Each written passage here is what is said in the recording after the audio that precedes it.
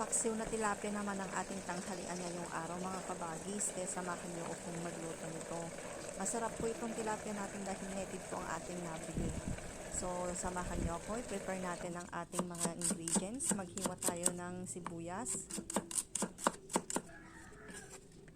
Sunod na natin yung luya.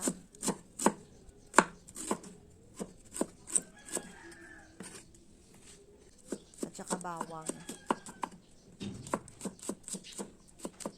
Pagkatapos natin ihanda itong mga main ingredient natin, ayusin na po natin dito sa ating kawali.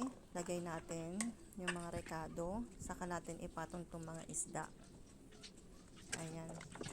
Nilagay natin yung natitirang mga rekado.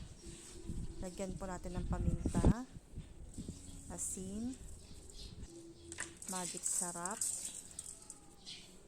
at saka suka. Takpan na natin at isalang po natin sa apoy.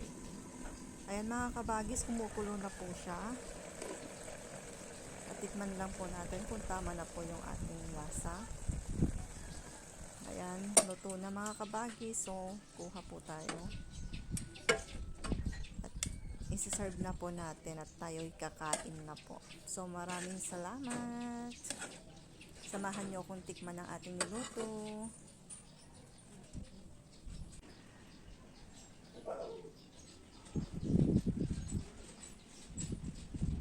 Kain na tayo mga kabagis. Kain mga kabagis.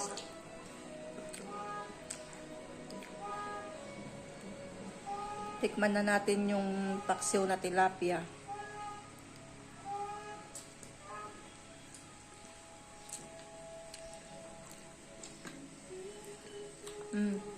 Sarap.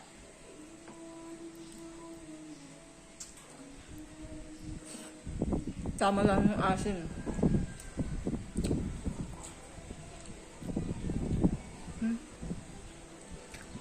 Sarap ng hangin dito sa kusina.